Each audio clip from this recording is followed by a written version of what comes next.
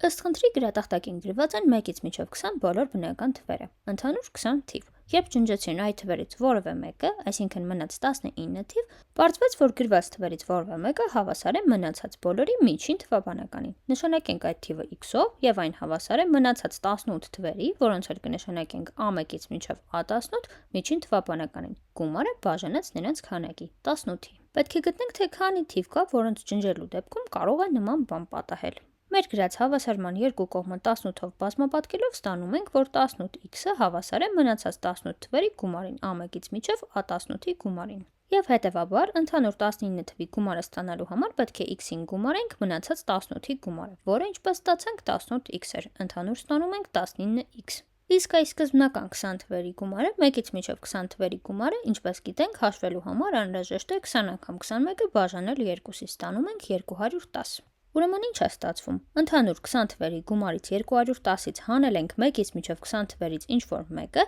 եւ արդյունքում մնացած գումարը ստացվել է 19-ի բաժանվող թիվ։ Հիմա պետք է պարզենք, թե քանի թիվ կա, որոնք 210-ից հանելուց հետո ստացված արդյունքը բաժանվում է 19-ի։ Նախ նկատենք, որ մեր ընդհանուր գումարից 210-ից 1-ից մինչև 20 թվերից ինչ-որ մեկը հանելուց հետո ստանում ենք 190-ից 210 միջակայքում ընկած ինչ-որ թիվ։ Իսկ այս միջակայքի թվերից 19-ի վրա բաժանվում են միայն 190-ը, որը կարող ենք ստանալ 210-ից 20-ը հանելով, եւ 209, որն էլ կարող ենք ստանալ 210-ից 1-ը հանելու դեպքում։ Կարող ենք կատարել նաեւ ստուգում։ Առաջին դեպքում x թիվը մեզ մոտ 10 է, քանի որ այն հավասար է առանց իրեն մնացած բոլոր թվերի գումարը 180-ը բաժանած քանակի 18-ի։ Իսկ երկրորդ դեպքում x թիվը մեզ մոտ 11-ն է, կրկին նույն պատճառով, քանի որ 11-ը հավասար է առանց 11-ի մնացած թվերի գումարը բաժանած քանակի 18-ի։ Եվ այսպես ստանում ենք երկու այդպիսի թիվ, որոնք բավարարում են պահանջին։